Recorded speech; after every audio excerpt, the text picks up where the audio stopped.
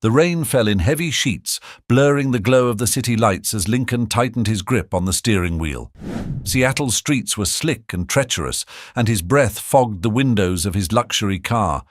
He should have waited for his driver, but he had needed to escape the suffocating crowd of reporters that had swarmed the tech conference just an hour ago. The questions, the cameras, the invasive scrutiny. It was all too much. His heart still raced from the confrontation. The rumors about his condition, his inability to bear physical contact, were splashed across tabloid headlines again. Tonight, a particularly aggressive reporter had shoved a microphone in his face, demanding to know if the stories were true. Lincoln had walked away, but the lingering humiliation burned in his chest. As he turned a corner, the car's tires skidded. His pulse quickened as he tried to steady the wheel, but the vehicle spun out of control, sliding across the rain-slicked pavement. In an instant, the guardrail loomed before him. The impact was jarring, a deafening crunch of metal and shattering glass. The car came to a halt, tilted at a precarious angle. Pain shot through Lincoln's chest as he gasped for air. The world outside was a blur of red and blue lights when the paramedics arrived. He barely registered their voices, his head pounding, his vision swimming. The sound of the rain was deafening against the crumpled hood of his car. Lincoln felt hands gripping his arms, steadying him as they lifted him onto a gurney. His instinct was to recoil, to shout, to demand they stop, but his body betrayed him, too weak to fight. Darkness enveloped him as the ambulance doors slammed shut. At Rainier Medical Center, Winnie Bennett rubbed her tired eyes and stifled a yawn as she scanned the night shift roster. The storm outside had flooded the emergency room with cases, car accidents, slips, and other weather-related injuries. She was used to chaotic nights, but something about tonight felt heavier. It was as if the storm carried its own weight, pressing against the walls of the hospital. She barely had time to check her notes when the commotion started near the entrance. The paramedics burst in, wheeling a patient through the sliding doors. The man on the gurney was pale, his tailored suit bloodied and torn. Winnie glanced up, and her heart skipped a beat as she recognized the face beneath the oxygen mask. "That's him," one of the nurses whispered, her eyes wide. Lincoln Caldwell." Winnie frowned, trying to place the name. Then it hit her. Lincoln Caldwell, the billionaire CEO whose tech empire had revolutionized industries. His face was as familiar as it was enigmatic, gracing the covers of magazines but always at a distance, shrouded by whispers about his peculiar condition. The head nurse approached, clipboard in hand. "Winnie, you're up. Take him to room 3. The doctors are tied up, but he needs to be cleaned up before they can assess his injuries." Winnie hesitated. "Me? Are you sure?" "You're one of the best here," the nurse said firmly. "And he's sedated. He won't even know." Reluctantly, Winnie nodded. Professionalism overruled her unease as she grabbed the necessary supplies. She couldn't shake the sense that this patient, this night, was different. Winnie pushed the gurney into the dimly lit room, her footsteps echoing softly against the sterile hospital floors. She took a deep breath, steeling herself. Up close, Lincoln looked different, less like the polished, untouchable figure she'd seen on magazine covers, and more like a man. His dark hair was tousled, his jaw shadowed with stubble. Beneath the faint bruises and dried blood, there was a vulnerability she hadn't expected. She placed the supplies on a nearby tray, pulling on a fresh pair of gloves. Her hands trembled slightly as she reached for a damp cloth. The rumors about his condition, an aversion to physical touch so severe it bordered on debilitating, lingered in her mind. Was it true? Or had the tabloids exaggerated as they always did? The cloth made contact with his arm, and she froze. He stirred, a low groan escaping his lips. His eyelids flickered, then slowly opened to reveal storm-grey eyes. For a moment, they were unfocused, clouded with pain and confusion. Then they locked onto her. "Where?" His voice was hoarse, barely audible. "Where am I?" "You're at Rainier Medical Center," Winnie said gently, stepping back to give him space. "You were in a car accident, but you're safe now." His gaze drifted downward, taking in the damp towel draped across his chest and the cloth in her gloved hand. A flicker of realization crossed his face, followed swiftly by panic. His body tensed and his breathing quickened. "Stop!" His voice was a rasp, but the command was clear. Don't touch me." Winnie immediately stepped back, raising her hands in surrender. "I'm sorry," she said, keeping her tone calm and steady. "You had injuries that needed cleaning. I was just following protocol." For a moment, Lincoln didn't respond. His chest heaved as he fought to steady his breathing. Winnie reached for the call button, worried he might hyperventilate, but his voice stopped her. "Wait." It was quieter this time, steadier. "I'm fine. Just give me a moment." She hesitated, watching as he closed his eyes and took a series of measured breaths. The tension in his frame began to ease, though his movements remained deliberate, as if every action required meticulous control. Winnie stayed silent, her instincts telling her that he needed space more than words. When he opened his eyes again, they were sharp, focused. What else do I need to do?" "For now, just rest," Winnie said softly. "The doctors will be here soon to assess you. If you feel any pain, let me know." He studied her for a long moment, his expression unreadable. "You've heard about me, haven't you?" he asked finally, his voice low. Winnie hesitated. "I've heard some things," she admitted, careful with her words. "But I don't listen to everything I read." His lips curved into a faint, humorless smile. "You should. Most of it's true." There was a weight in his voice, a bitterness that hinted at years of isolation. Winnie felt a pang of empathy. "Everyone deserves compassion, Mr. Caldwell," she said gently. "Even you."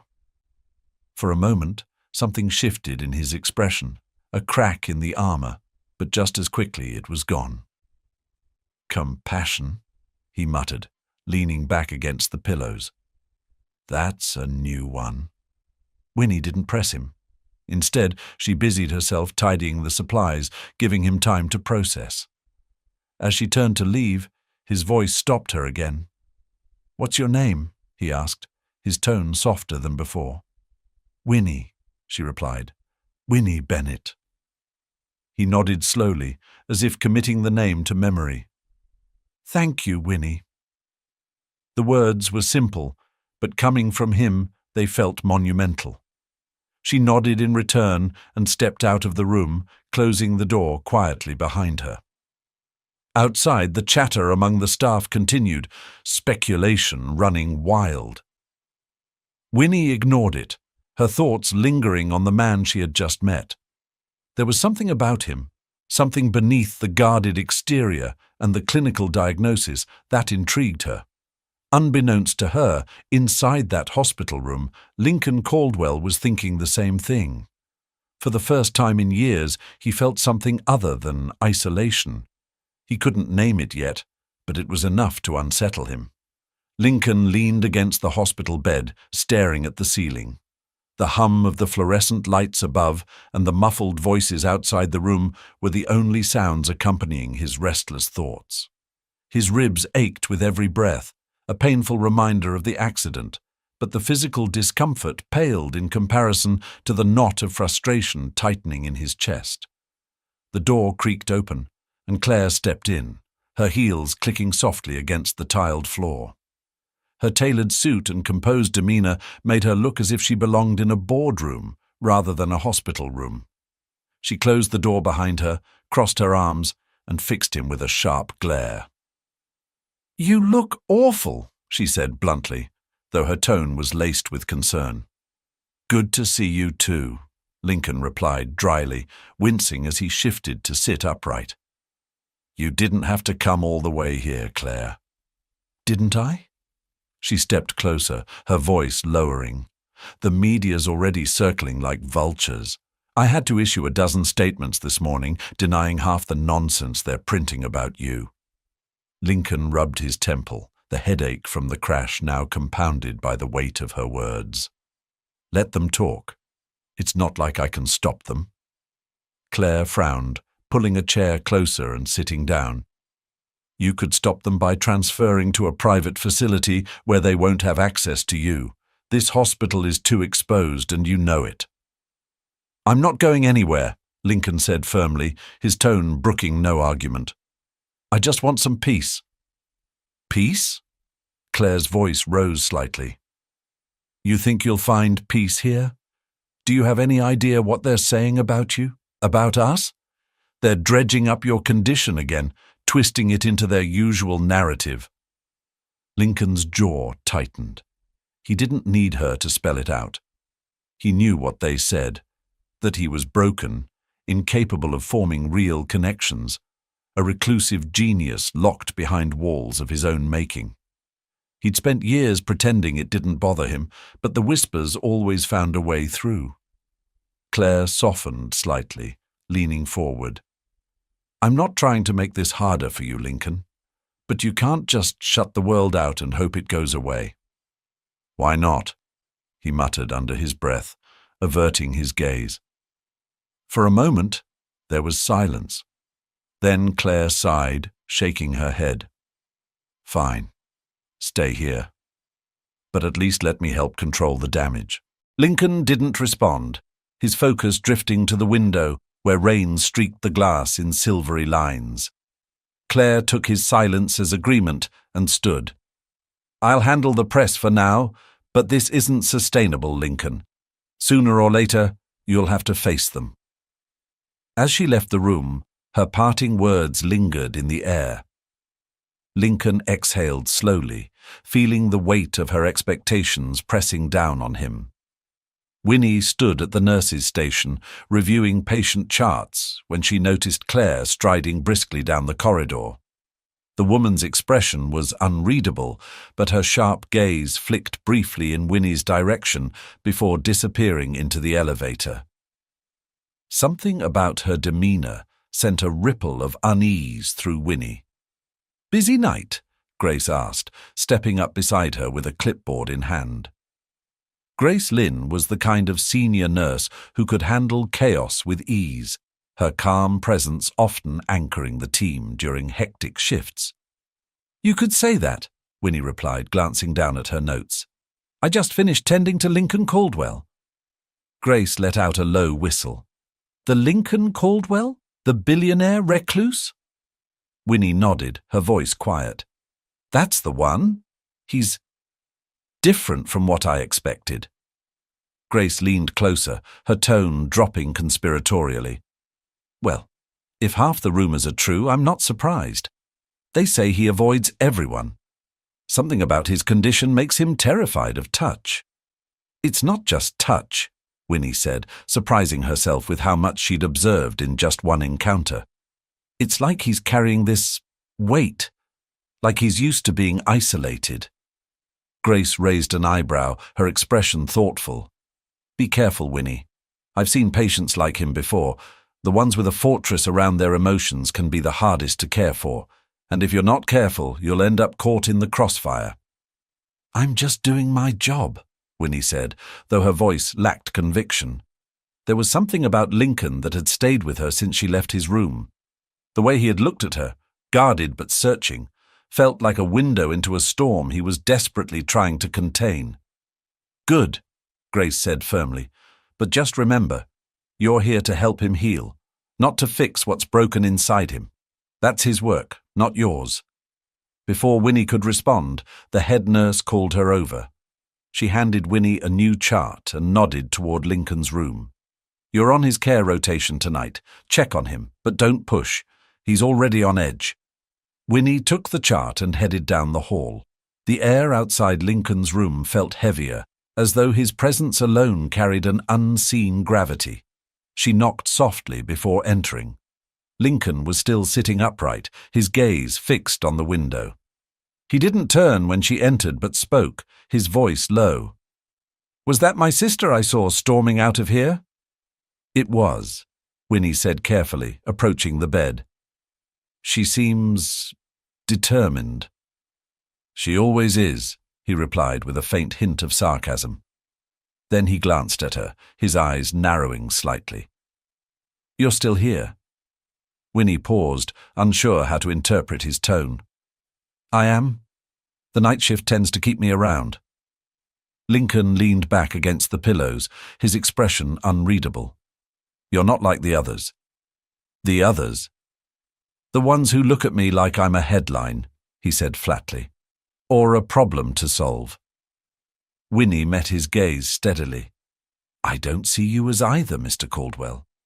You're a person who's been through something difficult. That's all.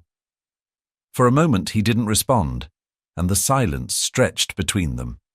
Then, to her surprise, his lips curved into a faint, almost reluctant smile. You're full of surprises, aren't you? Winnie allowed herself a small smile in return. I try. As she adjusted his IV and checked his vitals, Winnie felt the tension in the room ease slightly. She didn't know what it was about Lincoln Caldwell that intrigued her so much, but something told her this was only the beginning of their story. The rhythmic patter of rain against the hospital windows mirrored Lincoln's restless thoughts. The world outside seemed to close in, a blur of grey and cold, as he sat in silence. His chest still ached from the crash, but it was the weight in his mind that pressed heavier. Memories he thought long buried clawed their way to the surface, uninvited and relentless. A knock at the door pulled him back to the present. Without waiting for a response, Claire stepped inside, her expression guarded. She carried a tablet under her arm, and her tight-lipped frown told Lincoln she wasn't here for a casual visit. You've been busy, she began. Her tone clipped as she set the tablet on the small table by his bed. Care to explain this? Lincoln frowned and picked up the tablet. The screen displayed an email, a thinly veiled threat from Richard Blake, a rival CEO who had made it his mission to undermine Lincoln's business ventures at every turn. The message was short, but sharp. The world is curious about you, Lincoln. Let's see what happens when they learn the whole story. I don't need to explain anything, Lincoln said curtly, setting the tablet back down. It's the same game he's been playing for years. This is more than a game, Claire countered. He's threatening to expose your condition. Do you understand what that could do to our company? To you? Lincoln clenched his jaw, his fingers tightening around the edges of the hospital blanket. What do you want me to do, Claire? Issue a statement. Beg him not to. Claire sighed, pinching the bridge of her nose. I'm not asking you to beg. I'm asking you to be proactive. You can't let him control the narrative, Lincoln. If this goes public without your input— Enough, Lincoln snapped, his voice cutting through her words. He exhaled sharply, forcing himself to soften his tone. I'm not playing his game. Let him talk. Claire's frustration was palpable, but she didn't argue further. Instead, she studied him with a mix of worry and exasperation. You can't keep ignoring this, Lincoln. It's not just about the company. It's about your life. You've spent so long building walls around yourself, but one day those walls are going to collapse. Lincoln didn't respond. He looked away, his focus drifting to the rain once more. Claire's words hit closer to home than he cared to admit. After a tense silence, Claire stood. I'll handle Blake for now, but you need to start thinking about how you're going to handle this. And yourself. She left without another word, leaving Lincoln alone with his thoughts. His gaze dropped to the tablet, the weight of Blake's words settling heavily in his chest. The whole story. The words echoed in his mind, stirring memories he didn't want to revisit. Later that evening, Winnie stepped into Lincoln's room with a chart in hand.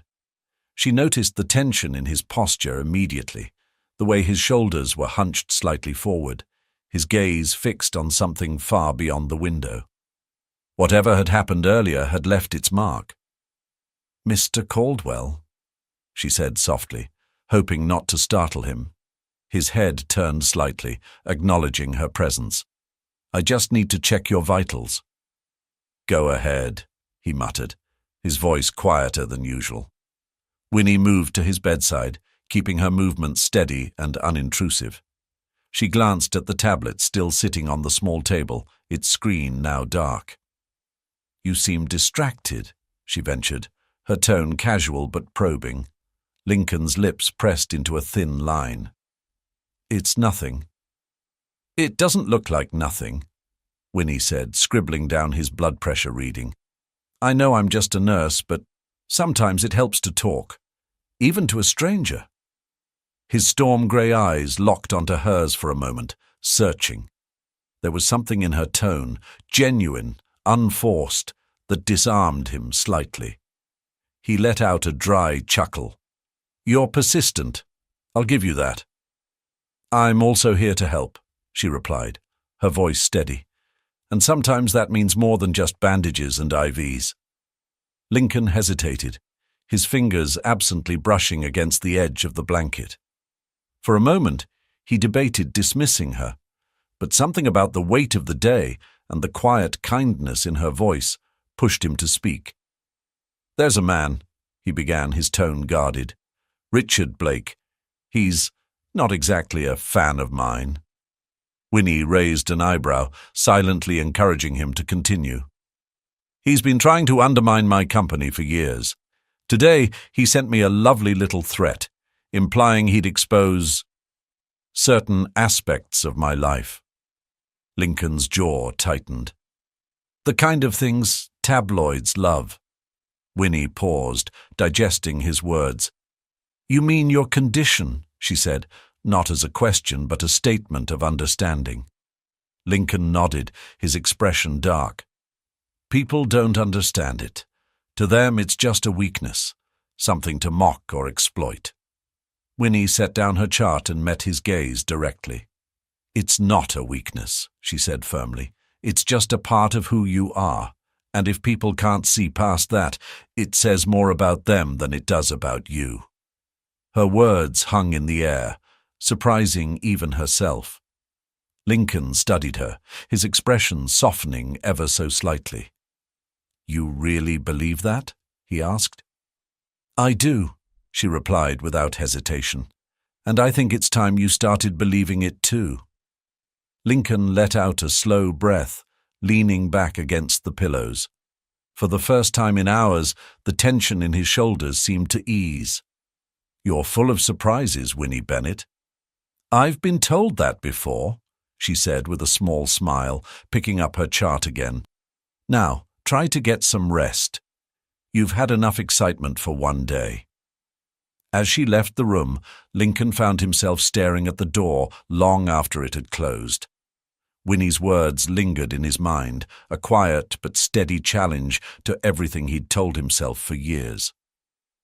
Outside the room, Winnie walked back to the nurse's station, her thoughts racing. She didn't know much about Richard Blake or the threats he posed, but one thing was clear. Lincoln Caldwell was fighting more battles than he let on, and somehow she was determined to help him win them. The morning sunlight filtered weakly through the rain-streaked windows, casting pale reflections onto the tiled floor of Lincoln's hospital room. He was awake but unmoving, his hands folded over his stomach as he stared at the ceiling. Sleep had evaded him for most of the night, his thoughts cycling through Winnie's words and the persistent threat of Richard Blake. A soft knock at the door broke the silence. Winnie stepped inside, carrying a tray with a breakfast that looked less than appetizing. "Good morning, Mr. Caldwell," she said lightly, placing the tray on the bedside table. "I figured you could use something to start the day." Lincoln glanced at her, a faint trace of amusement playing on his lips. "Is that what they're calling food now?" Winnie smirked, adjusting the tray so it sat within reach. "I didn't say it would be gourmet, just edible." He let out a soft chuckle, the tension in his face easing slightly. Winnie made a mental note of the subtle shift. It wasn't much, but it was progress. She stepped back, giving him space but staying close enough to observe. "You didn't sleep, did you?" she asked gently, watching as he poked at the toast with little enthusiasm. Lincoln sighed, setting down the fork. "Not much, no. Too much on my mind." "Blake?" Winnie asked cautiously. He looked up at her, surprised by her candor. "Among other things." "You know, you don't have to face all of this alone," she said. "Whatever Blake is threatening, there are ways to handle it." Lincoln shook his head, his expression darkening. "You don't understand. People like him don't just make threats, they follow through. And if he goes public—" Winnie interrupted, her voice steady but firm. "If he goes public, then the truth is out there. And maybe it won't be as devastating as you think." Lincoln's eyes narrowed, a flicker of irritation crossing his features.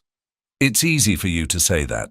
You're not the one who'll be on every headline, every gossip site.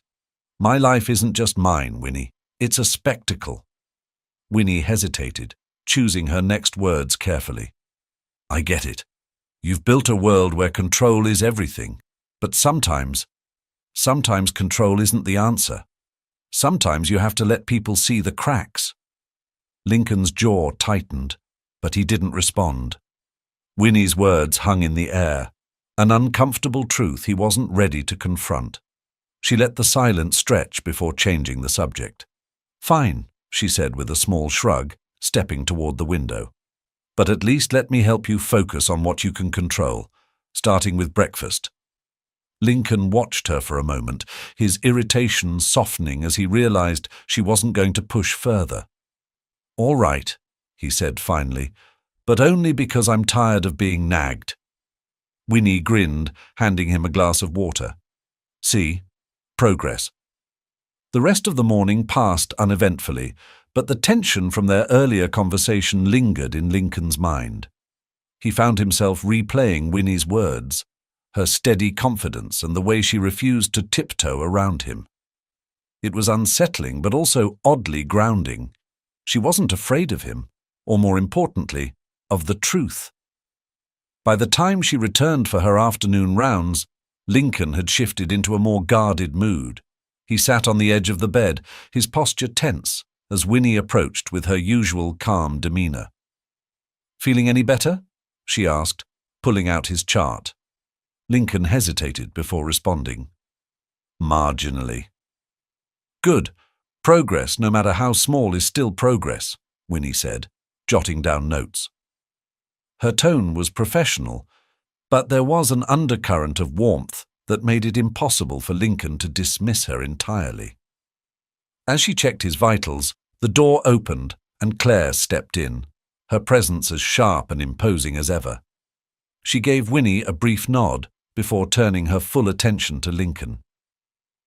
"We need to talk," Claire said, her tone clipped. Winnie glanced between them, sensing the weight of the conversation about to unfold. She stepped back, but Lincoln's voice stopped her. "Stay," he said simply, surprising both Claire and Winnie. He met his sister's gaze, his expression firm. "Whatever this is, it's not private." Claire's eyebrows rose slightly, but she didn't argue. Instead, she crossed her arms and leaned against the wall. "Blake is escalating," she began. "He's already leaking rumors about your condition. Nothing concrete yet, but it's only a matter of time." Lincoln's jaw tightened, but he kept his composure. "Let him. It won't change anything." "Won't it?" Claire countered. "You think investors will just ignore this? That the board won't question your ability to lead?" "I've been dealing with their questions for years, Claire," Lincoln said evenly. "This is no different." "It is different," she insisted, her frustration evident. "This isn't just about you, Lincoln. It's about the company, the people who depend on you." Winnie stood silently, her hands clasped in front of her. She could feel the tension between the siblings. But there was something more, something unspoken in the way Claire looked at Lincoln. Concern, Fear. "You're not invincible," Claire said softly, her voice losing its edge. "You can't keep ignoring this. You need to take control of the situation before it controls you." Lincoln exhaled sharply, running a hand through his hair. "What do you want me to do, Claire? Call a press conference? Admit to the world that I can't handle being touched?" Claire hesitated, her resolve faltering for a moment. "I want you to stop running from it, whatever that looks like." The room fell into a heavy silence. Winnie shifted slightly, drawing their attention. "Maybe she's right," she said carefully, meeting Lincoln's gaze. "But you don't have to decide everything right now. Start small. Focus on what you can handle today." Lincoln studied her, his expression unreadable. Then, slowly, he nodded. "I'll think about it." It wasn't a promise, but it was enough for now. As Claire left the room, she shot Winnie a small, almost approving glance. Winnie stayed a moment longer, her gaze lingering on Lincoln. "Sometimes cracks let the light in," she said quietly, before leaving him to his thoughts. The storm outside had eased, but the storm inside Rainier Medical Center was just beginning. Lincoln's name had somehow leaked to the press, and the once quiet hospital now buzzed with reporters and photographers desperate for a glimpse of him. The emergency room's front entrance was barricaded with security personnel, their stern faces a silent warning to the swarm outside. From the nurses' station, Winnie watched the commotion with a growing sense of unease. Several of her colleagues murmured in hushed tones, their glances occasionally darting toward her. She didn't need to hear their words to know what they were saying. Her connection to Lincoln had made her a target of scrutiny. "Bennett," the head nurse called, snapping her out of her thoughts. "Can I see you in my office?" Winnie nodded, her stomach twisting into knots. She followed her supervisor down the hall, her mind racing with possibilities. As the door closed behind them, the head nurse wasted no time. "We need to talk about your involvement with Mr. Caldwell," she said, her tone neutral but firm. "My involvement?" Winnie asked, taken aback. "I'm his assigned nurse, that's all." "Is it?" the head nurse replied, raising an eyebrow. "Because the media seems to think otherwise. There are photos of you entering and leaving his room, and questions are being raised about whether you've been overstepping." Winnie's chest tightened. "I've done nothing inappropriate," she said, keeping her voice steady. "Every interaction has been strictly professional." "I believe you," the head nurse said, her expression softening slightly. "But perception matters, Winnie. And right now the perception is that there's something more going on. For your sake, and for the hospital's, we need to address this before it spirals out of control." Winnie clenched her hands in her lap, fighting the urge to defend herself further. She knew the head nurse wasn't accusing her, but the weight of the situation pressed heavily on her shoulders. "What do you need me to do?" she asked finally. "For now, avoid unnecessary interactions with Mr. Caldwell," the head nurse said. "Continue to fulfill your duties, but be cautious. The last thing we need is more fuel for the fire." Winnie nodded reluctantly. "Understood." As she left the office, her thoughts churned. The idea of stepping back from Lincoln felt wrong, especially when he was already so isolated. But she couldn't ignore the reality of the situation. The media frenzy wasn't just affecting him, it was threatening to consume her as well. Back at the nurses' station, Grace was waiting. "That didn't look good," she said, her tone laced with concern. "It wasn't," Winnie admitted. She leaned against the counter, lowering her voice. "They want me to keep my distance from him. Too much attention." Grace frowned. "What are you going to do?" "I don't know," Winnie said honestly. "But I can't just abandon him, not when he needs someone to trust." Grace placed a reassuring hand on her shoulder. "Be careful, Winnie. The media can be ruthless. Don't let them drag you into their circus." Winnie nodded, but the unease in her chest remained. She couldn't shake the feeling that things were about to get worse. By the time Winnie returned to Lincoln's room, the tension in the air was palpable. The commotion outside the hospital had grown louder, the murmur of voices and the occasional flash of camera lights filtering through the blinds. Lincoln sat by the window, his jaw tight and his shoulders rigid as he watched the chaos unfold below. "They're relentless," he muttered as Winnie entered, his tone laced with bitterness, "like vultures circling a corpse." Winnie hesitated before stepping closer. "They'll lose interest eventually. It's just a storm you have to ride out." Lincoln turned to face her, his grey eyes sharp and questioning. "Is that what they told you to say?" Winnie stiffened, taken aback by the edge in his voice. "Number. That's what I believe." He studied her for a moment, the tension in his face softening slightly. "I'm sorry," he said, his tone quieter. "This isn't your fault. It's just overwhelming." Winnie nodded, moving to check his IV line. "I know it's not easy, but you don't have to face it alone." Lincoln let out a dry chuckle, though there was no humor in it. "You sound like my sister." "Well, maybe she has a point," Winnie replied, glancing at him. "She cares about you, even if she has a funny way of showing it." He didn't respond, his gaze drifting back to the window. After a moment he spoke again, his voice low. "The things they're saying out there, they don't even know me. They don't understand." "You're right," Winnie said, her tone firm. "They don't know you, but that doesn't mean you should let them define you." Lincoln's lips pressed into a thin line, his eyes narrowing slightly. "Easy for you to say. You're not the one being dissected by strangers." Winnie hesitated, then stepped back to meet his gaze directly. "You're right, I'm not. But I've seen what happens when people let fear control them. It takes everything. Your freedom, your happiness, your sense of self. Don't let them have that power over you." Lincoln stared at her, the weight of her words settling over him. For a moment, he felt a flicker of something he couldn't quite place. Respect, perhaps, or admiration.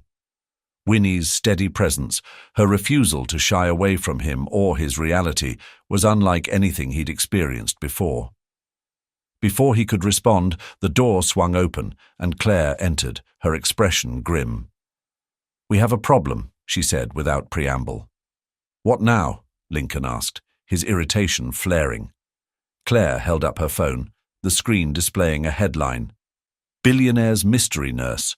Who is the woman at Lincoln Caldwell's side?" Below it was a grainy photo of Winnie entering his room. Winnie's heart sank as she recognized the image. The headline's implications were clear, and her pulse quickened as a wave of anxiety washed over her. "They're turning this into a story," Claire said, her tone sharp, "and it's only going to get worse." Lincoln's gaze darkened, his hands clenching into fists. "This is exactly what I was afraid of."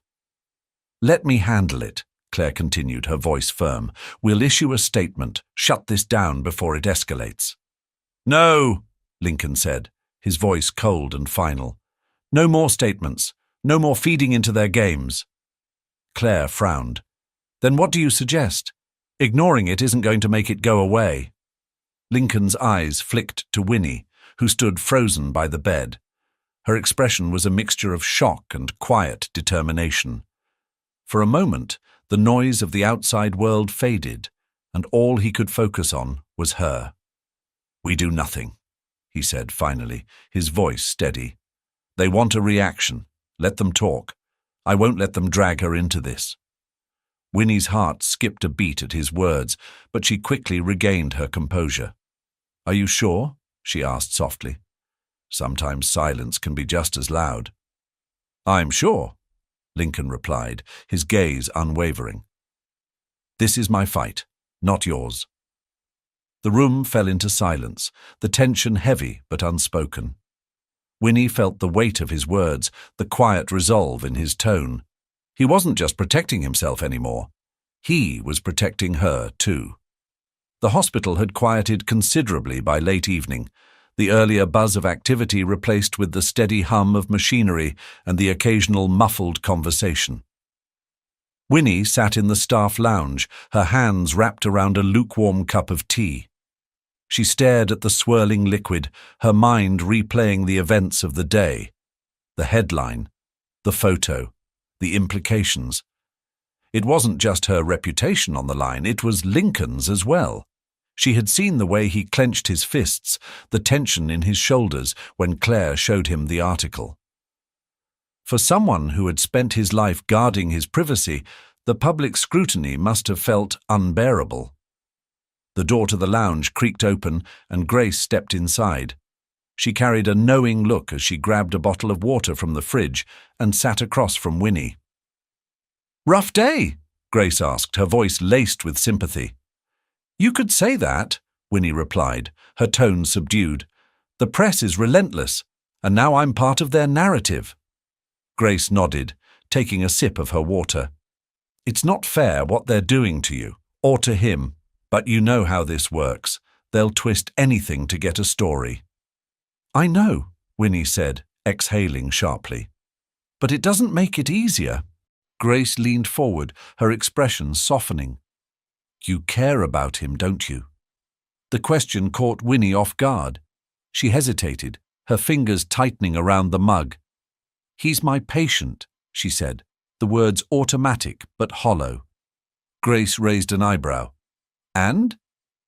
Winnie sighed, setting the mug down. "And he's more than that. He's complicated and guarded and, yes, sometimes infuriating. But he's also trying. I can see it. He wants to be better."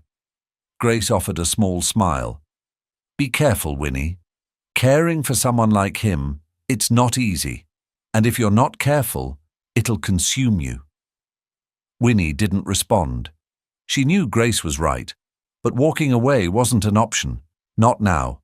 Not when Lincoln was starting to let her in. When Winnie knocked softly on Lincoln's door later that night, she found him sitting at the small table by the window, his laptop open. The glow of the screen illuminated his face, casting sharp shadows across his features. "You're still up," she said, stepping inside. "Couldn't sleep," Lincoln replied without looking up. His tone was neutral, but there was a weariness in his voice that Winnie didn't miss. She approached the table, noticing the spreadsheet open on his laptop. "Work?" "Damage control," he said simply, trying to keep the board from panicking. Winnie frowned, her brow furrowing. "Should you really be worrying about that right now? You're supposed to be recovering."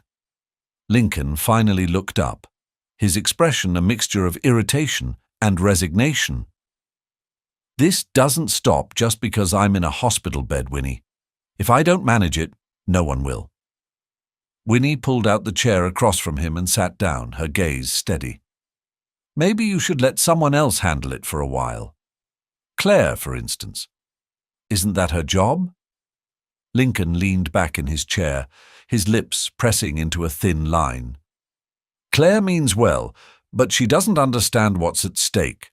Richard Blake has been circling for years, waiting for any sign of weakness. If I let her take the reins, it'll look like I'm hiding." "Or," Winnie countered, "it could show that you trust the people around you, that you're delegating instead of trying to carry everything on your own." Lincoln let out a humorless laugh. "Trust? In my world, that's just another word for vulnerability." Winnie leaned forward, her voice soft but insistent. "And what's so wrong with being vulnerable, Lincoln? You're human. People might surprise you if you give them the chance." He studied her, his grey eyes searching hers for something he couldn't quite name. Winnie didn't flinch under his gaze. Instead, she met him with quiet determination, her presence a steadying force in the storm of his thoughts. "I've spent my entire life making sure no one saw my weaknesses," Lincoln said finally, his voice low. "Because every time they did, they used them against me." Maybe it's time to stop letting fear make your decisions, Winnie said gently. I'm not saying it'll be easy, but you don't have to do it all at once. Take small steps. Lincoln's gaze dropped to his hands, his fingers tightening slightly. Small steps, he repeated, the words foreign on his tongue. Winnie smiled faintly, sensing the slightest shift in his resolve. Exactly. Like getting some rest tonight and letting Claire handle things for a few hours. Lincoln looked at her, his expression unreadable. For a moment, she thought he might argue, but then he sighed, closing his laptop with a quiet click. Fine, he said reluctantly, but if this all goes sideways… It won't, Winnie said, standing and placing a reassuring hand on the back of his chair. You'll still be here, and you'll figure it out. You always do. Lincoln watched her as she moved to the door, a flicker of something unfamiliar stirring in his chest. Trust, perhaps, or the beginnings of it. He didn't know yet. Winnie, he called just before she stepped out. She turned, her expression expectant. Thank you, he said simply, the words carrying more weight than he intended. Winnie smiled, a warmth in her eyes that lingered long after she left the room. Lincoln stared at the closed door for a long time, her words echoing in his mind. Small steps. He had spent years building walls around himself, but somehow, in the quiet presence of Winnie Bennett, he felt the first cracks begin to form. Outside the room, Winnie walked back to the nurse's station, her thoughts heavy, yet hopeful. She didn't know what the days ahead would bring, but one thing was clear. Lincoln Caldwell was starting to trust her, and that meant everything. The sound of Grace's voice carried through the nurse's station, drawing Winnie's attention as she approached after finishing her rounds. Grace stood with her arms crossed, speaking in hushed but urgent tones to the head nurse. Winnie couldn't make out the words, but the furrow in Grace's brow was unmistakable. Something was wrong. "Winnie!" Grace called out as soon as she noticed her, her voice tight. "Can we talk?" Winnie nodded, following Grace to a quieter corner of the hallway. The moment they stopped, Grace turned to her, her expression conflicted. "There's been a meeting," Grace began carefully. "The hospital board is concerned about the attention Mr. Caldwell is bringing to the facility." Winnie frowned, her heart sinking. "What kind of concern?" "They think the media frenzy is putting the hospital's reputation at risk," Grace explained, "and they're questioning whether your assignment to his care is contributing to it." Winnie's chest tightened. "That's not fair. I've done nothing but my job." "I know," Grace said quickly, "but they're worried about perception. The photos, the rumors. They're making it sound like there's more going on." Winnie's pulse quickened as anger flared within her. "So what do they want? For me to stop doing my job because of a few baseless headlines?" Grace hesitated before answering. "They're considering reassigning you. It's not official yet, but the discussion is happening." The words hit Winnie like a punch to the gut. The thought of leaving Lincoln's care, especially now when he was beginning to trust her, felt wrong on every level. "This isn't right, Grace," she said, her voice trembling. "He needs someone who understands him, someone he can rely on." "I know," Grace said softly, "but you need to protect yourself too. The more involved you get, the harder it's going to be for you if this all blows up." Winnie looked away, her thoughts spinning. The hospital's decision wasn't just about her. It was about Lincoln, about the progress he was making, about the fragile trust he had placed in her. Walking away now felt like a betrayal. When Winnie stepped into Lincoln's room later that evening, her resolve was fragile but intact. Lincoln looked up from the tablet in his hands, his expression neutral, but the faint crease between his brows hinted at his unease. "You look like you've seen a ghost," he remarked dryly, setting the tablet aside. "Close enough," Winnie replied, managing a weak smile. She moved to check his IV line, her movements more deliberate than usual. "What's wrong?" Lincoln asked, his sharp gaze catching her hesitation. Winnie hesitated, debating whether to tell him, but the truth felt too heavy to keep to herself. "There's talk of reassigning me," she said finally, her voice quiet. Lincoln's expression darkened instantly. "Reassigning you? Why?" "Because of the media attention," Winnie admitted. "The board thinks it's better if I step back." Lincoln's jaw clenched, his hands curling into fists. "That's ridiculous. You've done nothing wrong." Winnie's throat tightened at the anger in Lincoln's voice, though she wasn't surprised by it. His frustration mirrored her own, but she forced herself to remain calm. "It's not about right or wrong, Lincoln. It's about how it looks. The hospital doesn't want to risk its reputation." "So they're willing to throw you under the bus for appearances," Lincoln said bitterly, his tone cutting. "How noble of them." "It's not just me they're worried about," Winnie replied carefully. "This situation has put you in the spotlight too. Maybe stepping back would be better for both of us." "No," Lincoln said firmly, his grey eyes locking onto hers. "You think I care what the media says about me. Let them talk. But you're the only one who's treated me like a person, not a headline or a project. I won't let them take that away." The conviction in his voice caught Winnie off guard. She had seen flashes of vulnerability in Lincoln before, but this was different. This was raw, unfiltered determination. Her heart ached at the thought of leaving him, but she couldn't ignore the reality of the situation. "It might not be up to me," she admitted softly. The decision could come down any day now. Lincoln stood abruptly, his movements stiff but resolute. "Then I'll make it up to them," he said, pacing the room. "I'll make a statement. Tell them there's nothing going on, that you've done everything by the book." Winnie reached out, gently catching his arm. "Lincoln, stop. You don't need to defend me. This isn't your battle." He turned to her, his expression fierce. "Yes, it is. You've stood by me when no one else would. You've fought for me in ways no one else has dared. If they take you away, everything I've been working toward, it'll mean nothing." Winnie's breath caught at the intensity of his words, but she forced herself to speak. "And if you step into the spotlight to protect me, what happens to you? To your company? To everything you've built?" Lincoln hesitated, the weight of her question settling over him. He raked a hand through his hair, his frustration simmering beneath the surface. "I don't know," he admitted, "but I know I can't just sit here and do nothing." The room fell silent, the tension between them thick and heavy. Winnie's gaze softened as she stepped closer, her voice gentle. "Sometimes doing nothing is the hardest thing you can do, Lincoln. Let me handle this. I'll talk to the board. I'll figure out a way to make this work." Lincoln shook his head, his jaw tightening. "You shouldn't have to handle this alone." "And neither should you," Winnie said, her voice steady. "But you've got to trust me. Trust that I can take care of myself, just like you're learning to trust yourself."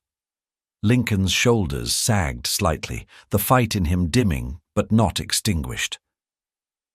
"I don't like it," he muttered.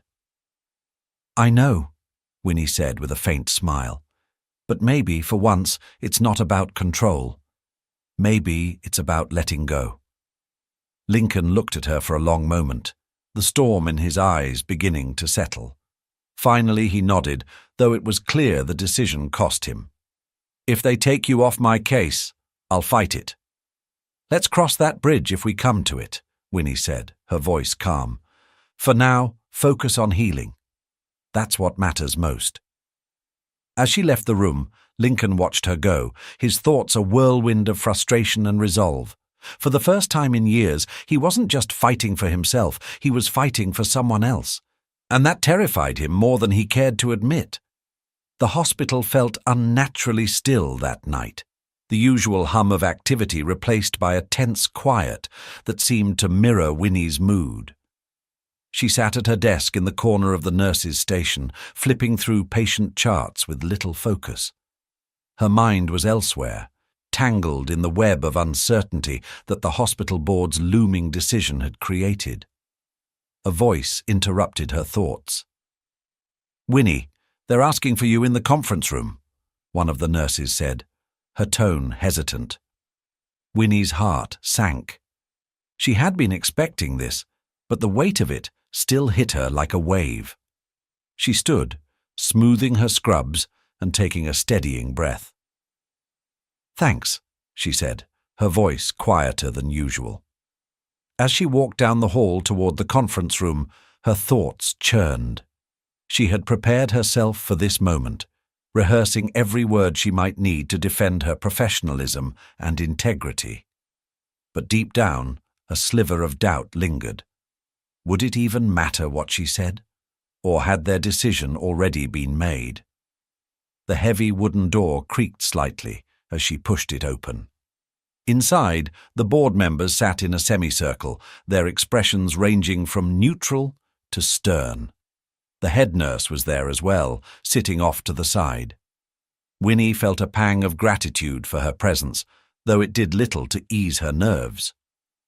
"Miss Bennett," one of the board members began, gesturing for her to sit. "Thank you for joining us on such short notice." Winnie nodded, lowering herself into the chair. "Of course. I understand there are concerns you'd like to address." "Indeed," the board member continued, glancing briefly at a folder in front of him. "As you're aware, the media attention surrounding Mr. Caldwell has raised questions about the hospital's role in managing such a high-profile patient.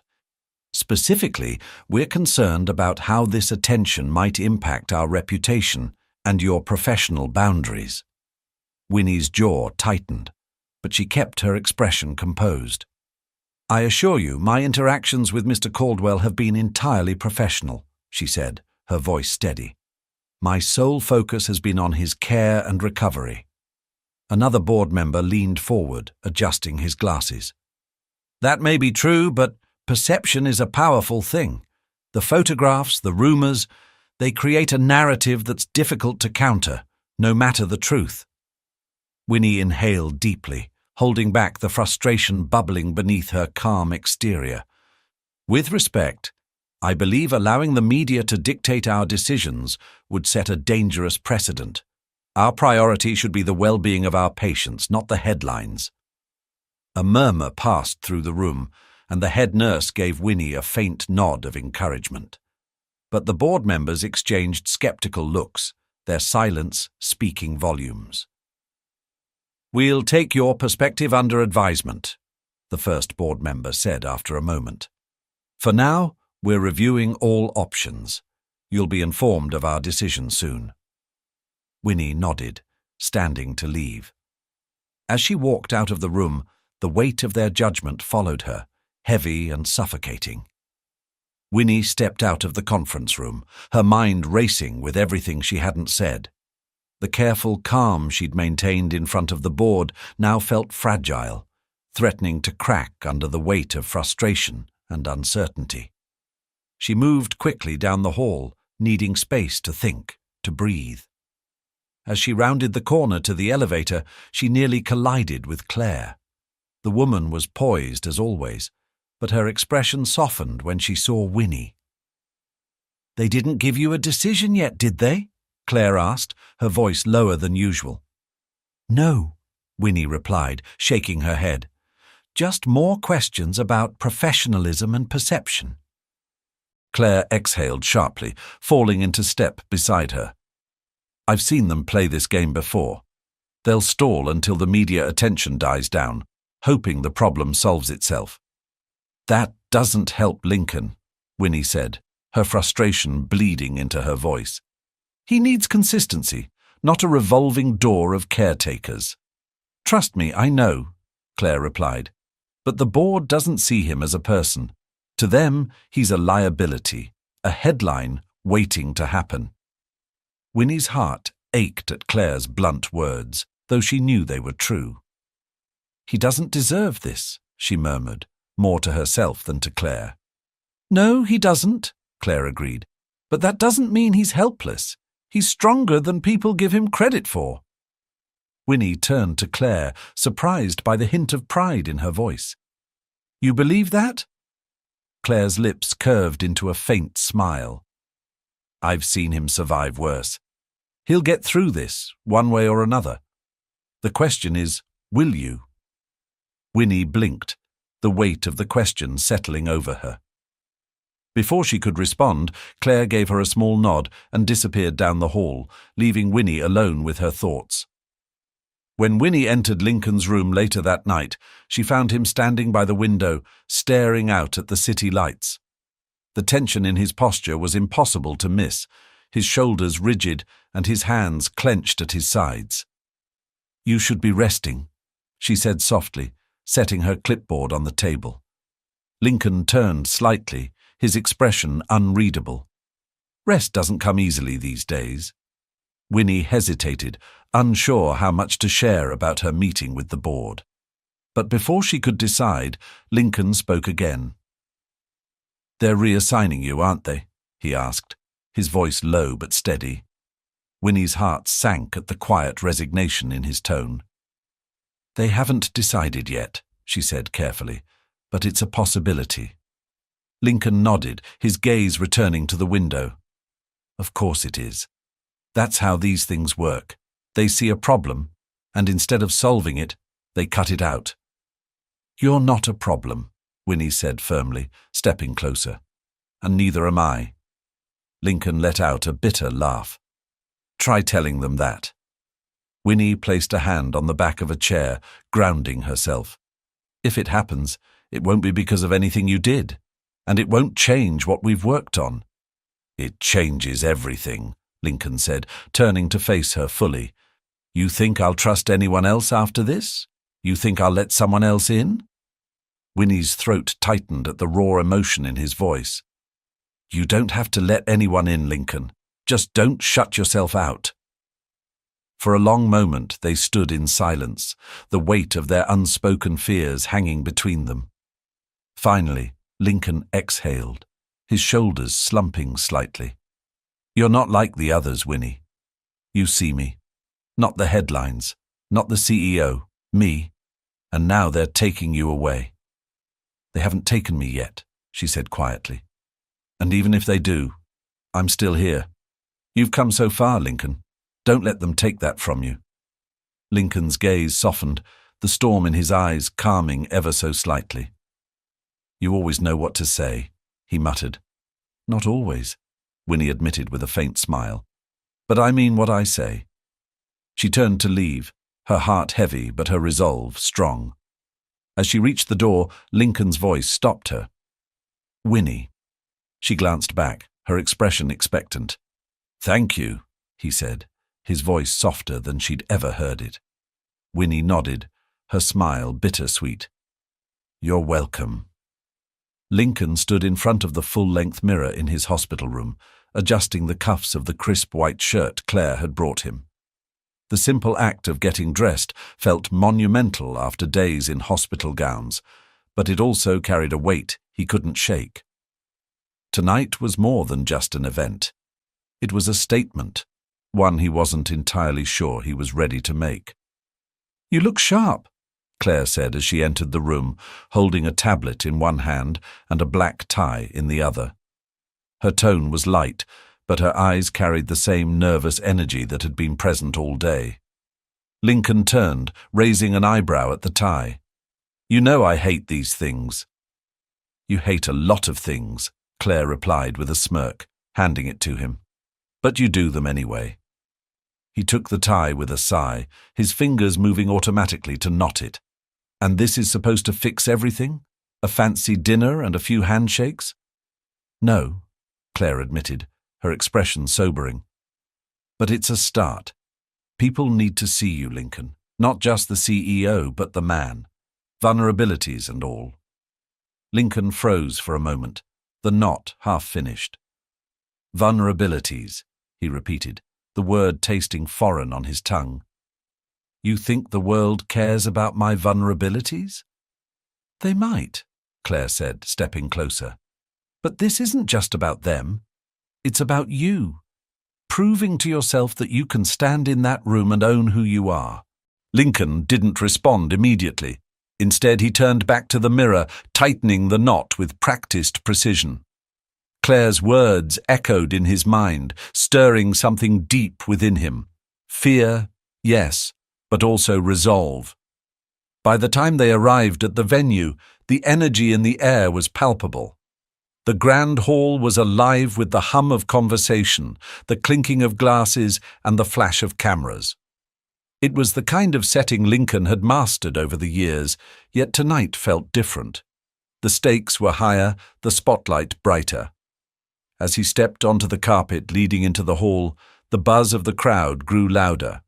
Reporters shouted questions, their voices blending into an unintelligible cacophony. Lincoln kept his expression neutral, his strides measured and confident. Claire walked beside him, her presence a steady anchor. Inside, the room was a sea of familiar faces, investors, board members, and industry leaders, all mingling under the glow of chandeliers. Lincoln scanned the crowd, noting the way conversations paused briefly as people noticed him. Whispers followed, some curious, others speculative. "Remember," Claire said under her breath as they moved toward their table, "you control the narrative tonight. Show them the Lincoln Caldwell they've never seen before." Lincoln didn't respond, but her words settled in his mind. This was his chance, not just to silence the rumors, but to reclaim his own story. The dinner progressed with all the usual formalities, polite applause after speeches, carefully curated conversations over expensive wine, and the faint hum of networking that never truly ceased. Lincoln navigated it all with practiced ease, though his mind was far from at ease. Every interaction felt like a performance, every handshake a test. Halfway through the evening, he spotted Richard Blake at a table across the room. The man was leaning back in his chair, a glass of scotch in hand, and a smug smile plastered on his face. Their eyes met briefly, and Blake raised his glass in a mock salute, his expression dripping with mockery. Lincoln's jaw tightened, but he forced himself to look away. "Don't let him get to you," Claire murmured, leaning slightly toward him. "He's only here to rattle you." "He's succeeding," Lincoln muttered under his breath. "Then prove him wrong," she said firmly, her gaze steady. "You've got this, Lincoln." Before he could respond, the evening's MC took the stage, drawing everyone's attention. The room quieted as the MC introduced the next segment, a special announcement from Lincoln Caldwell. The applause that followed felt deafening as Lincoln stood, adjusting his jacket.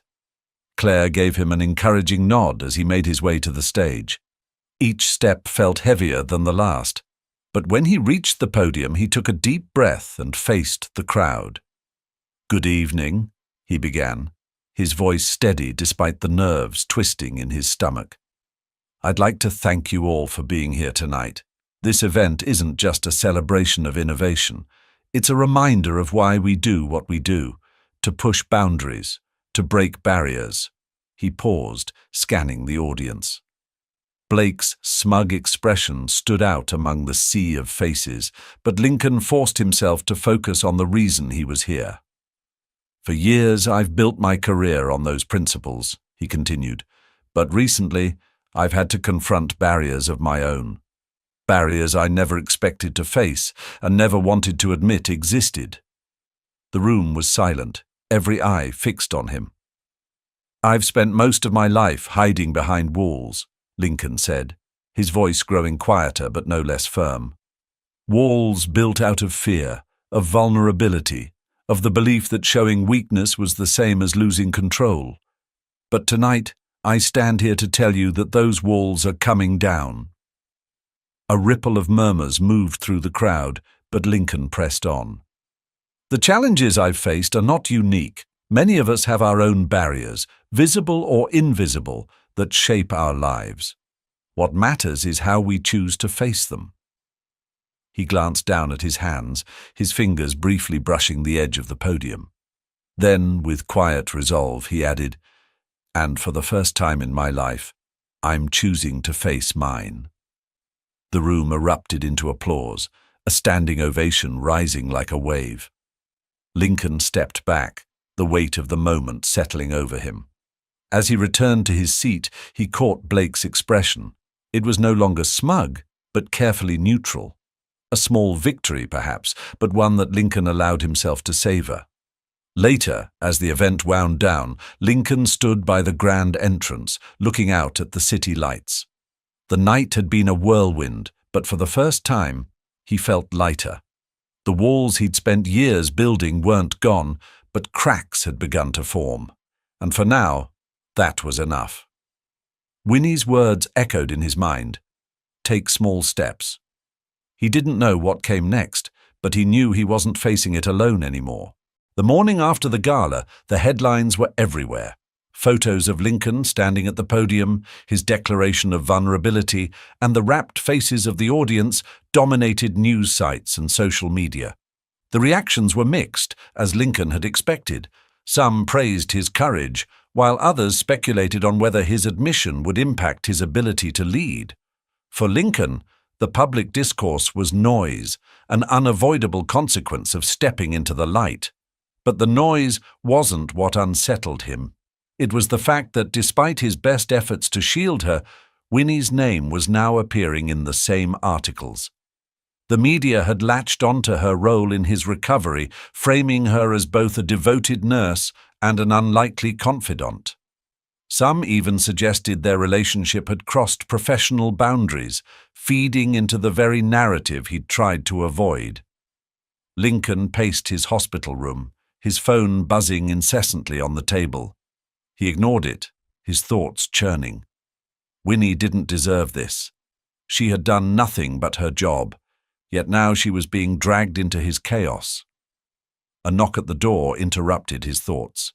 He turned to see Winnie standing there, her expression a mix of concern and exhaustion. She stepped inside, closing the door behind her. "Good morning," she said softly, her usual warmth tempered by something heavier. "Is it?" Lincoln replied, gesturing to the tablet on the table. "Have you seen the headlines?" Winnie nodded, her lips pressing into a thin line. "I have." "I'm sorry," Lincoln said, his voice quieter. "This isn't fair to you." Winnie crossed the room, her steps measured. "It's not your fault, Lincoln. We both knew this could happen." "That doesn't make it right," he countered, his frustration evident. "I've spent my life trying to control the narrative, but now it's spiraling, and you're caught in the middle." Winnie met his gaze, her expression steady. "I knew the risks when I took this job, and I don't regret it." Lincoln hesitated, her calm resolve disarming him. "You don't deserve this," he said again, softer this time. "Neither do you," she replied. "But life isn't fair, Lincoln. We deal with it, we move forward, and we focus on what we can control." Her words mirrored the advice she had given him before, and for a moment Lincoln felt a pang of guilt. She had always been his anchor, his voice of reason, yet here she was, shouldering the fallout of his decisions. "I'll fix this," he said firmly. "I'll issue a statement, clarify everything." Winnie shook her head. "That will only make it worse. The more attention we give them, the longer this will last." Lincoln frowned, his frustration bubbling to the surface. "So what? We just let them keep writing whatever they want?" "Sometimes silence speaks louder than words," Winnie said. "You've already done the hard part, Lincoln. You stood in front of the world and told your truth. Let that be enough." Lincoln studied her for a long moment, his frustration warring with the logic in her words. He wanted to fight, to defend her, to control the narrative the way he always had. But something about the quiet conviction in her voice made him pause. "And what about you?" he asked finally. "You're the one they're targeting now." Winnie's gaze softened, and she gave him a small, reassuring smile. "I've dealt with worse, Lincoln. Trust me, I can handle this." Lincoln frowned, his hands curling into fists at his sides. He hated the thought of her enduring this because of him, but he couldn't deny the strength in her demeanor. She wasn't afraid, not of the media, not of the rumors, and that resilience only deepened his admiration for her. Before he could respond, a knock at the door interrupted them. Claire stepped in, her expression tight but composed. She glanced between Lincoln and Winnie, her brow furrowing slightly. "We need to talk," Claire said, holding up her phone. "Blake just made a statement." Lincoln's stomach sank as he took the phone from her. The screen displayed an article with Blake's face front and center, his carefully crafted words below. "While I applaud Mr. Caldwell's recent openness, I can't help but question the timing. Vulnerability is admirable, but in a leader, it can also be dangerous. The future of Caldwell Industries hangs in the balance, and I hope the board makes decisions based on strength, not sentiment." Lincoln's grip on the phone tightened, his jaw clenching. "He's trying to undermine me." Again. Claire nodded. "He's planting seeds of doubt. Investors are already reaching out, asking if this is going to affect the company." Winnie stepped closer, her concern evident. "What are you going to do?" "I don't know," Lincoln admitted, his voice low. "If I respond, I risk escalating things. If I stay silent, he controls the narrative." "That's exactly what he wants," Winnie said gently, "to make you doubt yourself. But you've already proven your strength, Lincoln. You don't need to stoop to his level." Claire crossed her arms, her tone pragmatic. "She's right. The investors aren't going anywhere yet. But if you react emotionally, Blake will use it against you." Lincoln closed his eyes, exhaling sharply. The weight of the situation pressed down on him, but he forced himself to think clearly. He couldn't let Blake's words undo everything he had worked for. Not now. "Then we don't respond," he said finally, opening his eyes. "Not yet. Let him talk. The more noise he makes, the more transparent his motives become." Claire raised an eyebrow, clearly surprised by his restraint, but she nodded. "If you're sure." "I am," Lincoln said, his voice firm. "I'm done playing his game." Winnie smiled faintly, her pride in him evident. "Good. You're stronger than he thinks, Lincoln." For the first time in what felt like hours, Lincoln felt a small measure of control return. The storm wasn't over, but for now he had found his footing. The tension in the air was palpable as Lincoln sat in his office at Caldwell Industries, staring at the portfolio of reports spread across his desk. The numbers were solid, better than solid, in fact. But no matter how good the data was, it couldn't drown out the echo of Blake's words, which continued to linger in his mind. He leaned back in his chair, exhaling slowly. His gaze drifted to the window, where the city skyline stretched out before him. Somewhere in the chaos below, Blake was undoubtedly fanning the flames, sowing seeds of doubt in the minds of investors and the public alike. Lincoln had hoped that staying silent would starve the fire, but it seemed the opposite was happening. A soft knock on the door broke his reverie. Claire stepped inside, her expression tight. "I just got off the phone with Marcus from the board," she began, without preamble. "They're concerned, Lincoln. Blake's statement has more weight than we anticipated." Lincoln's jaw tightened, his hands gripping the edge of his desk. "What do they want?" "They want reassurance," Claire said, crossing her arms. "Some of them are questioning whether your openness at the gala was a mistake." Lincoln felt the sting of her words, though he knew she wasn't delivering them to hurt him. "And what do you think?" he asked, his voice steady. Claire hesitated, then sighed. "I think you did the right thing, but not everyone is going to see it that way. You've always been a symbol of control and precision, Lincoln. Now they're seeing cracks, and they don't know how to handle it." "Cracks," Lincoln repeated, his voice laced with bitterness. "All they care about is the facade." You know it's more complicated than that, Claire said gently. This isn't about doubting your abilities, it's about perception.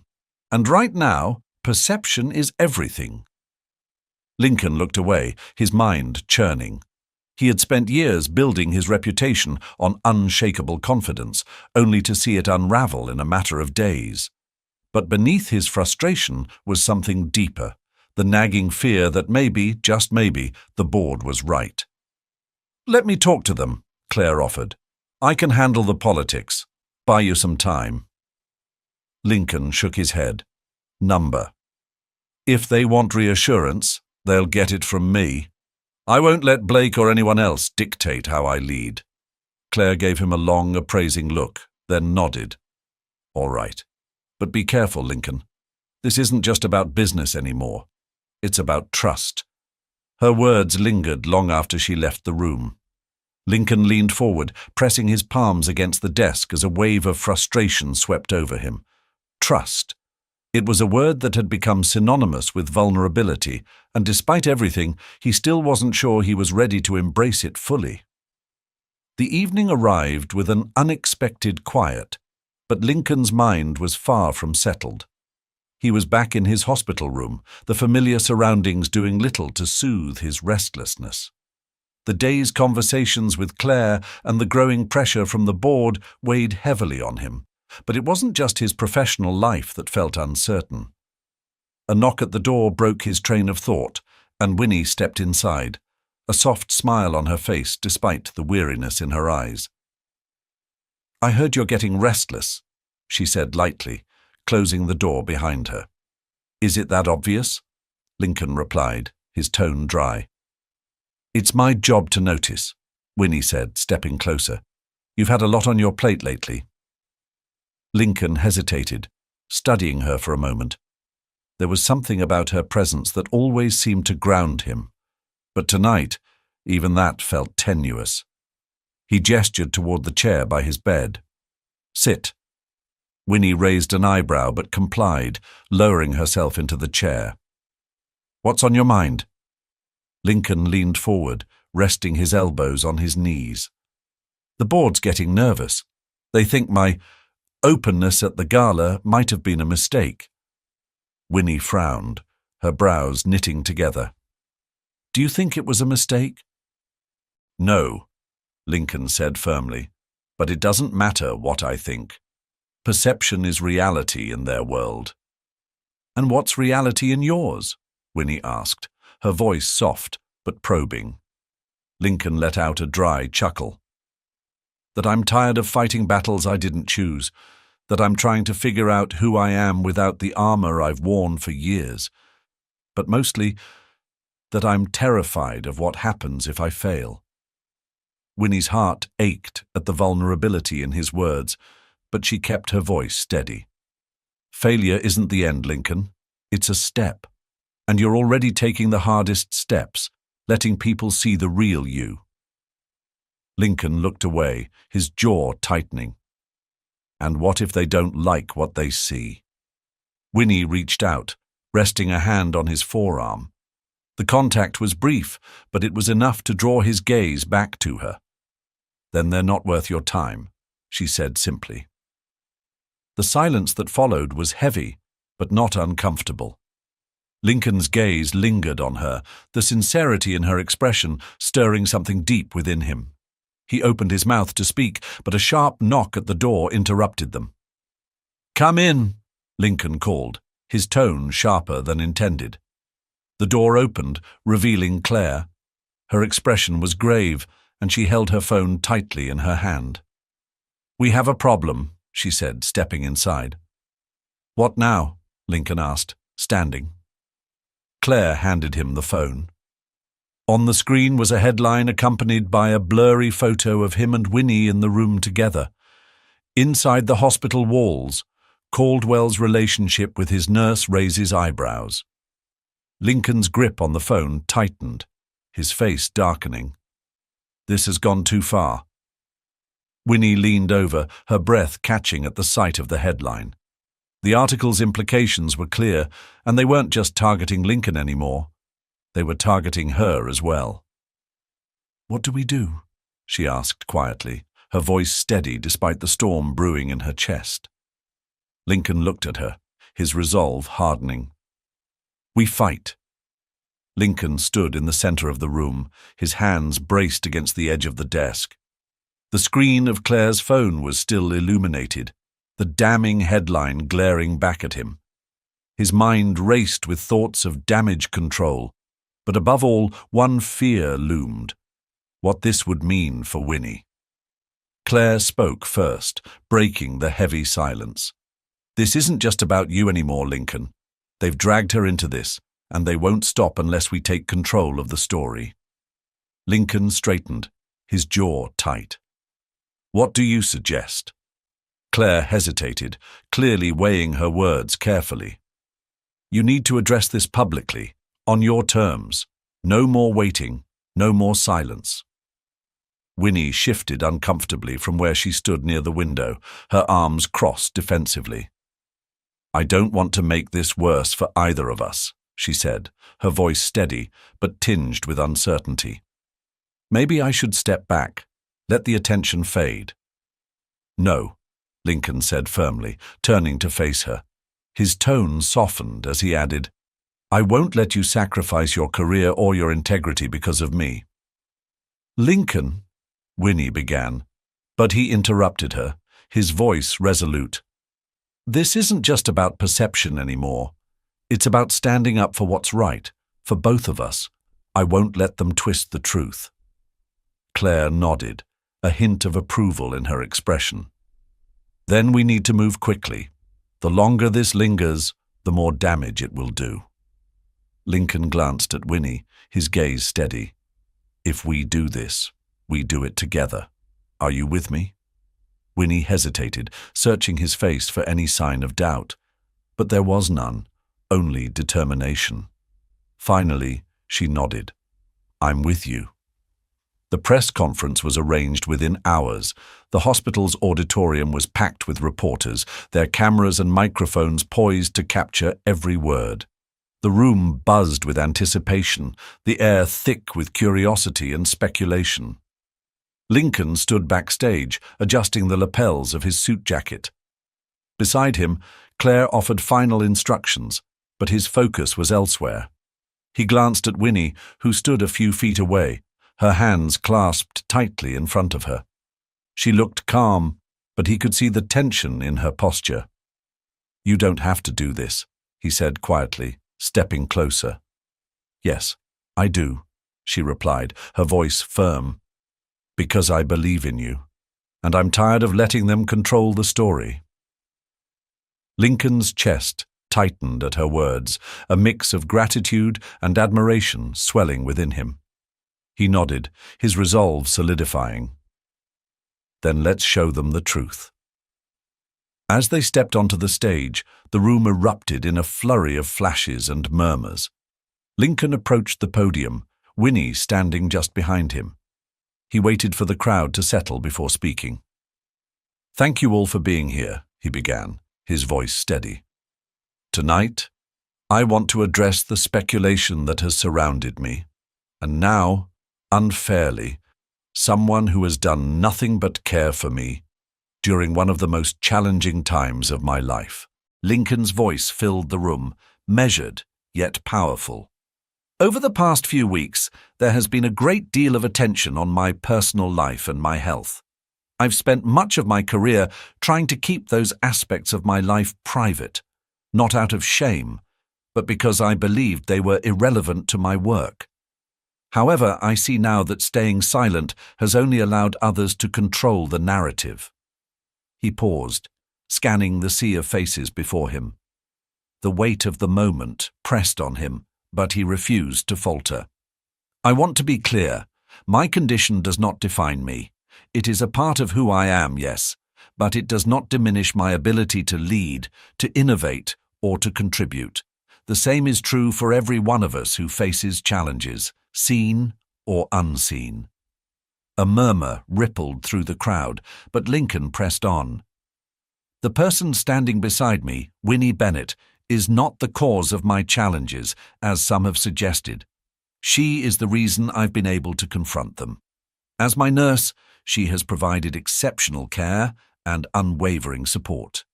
Any insinuation that she has acted unprofessionally or crossed boundaries is not only false, but insulting to her integrity and dedication."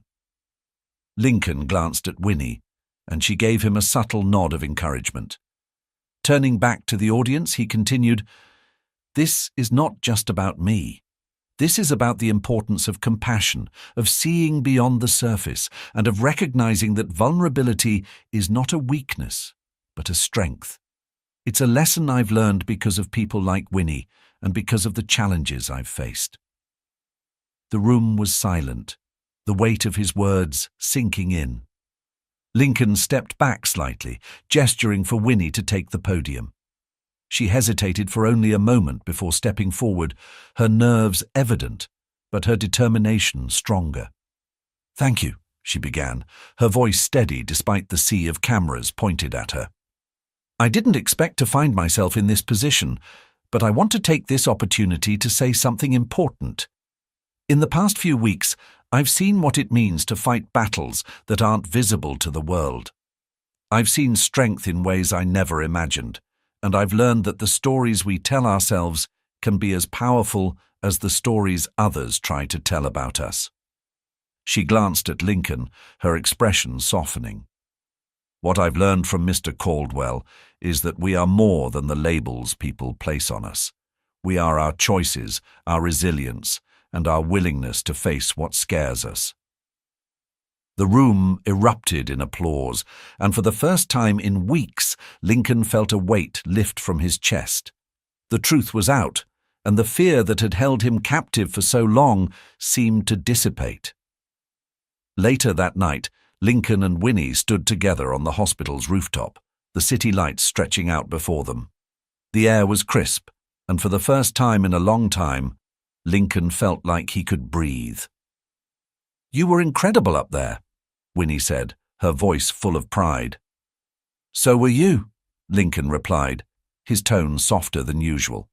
He glanced at her, his expression unreadable. "I couldn't have done this without you." Winnie smiled, a warmth spreading through her chest. "You didn't need me, Lincoln. You just needed to believe in yourself."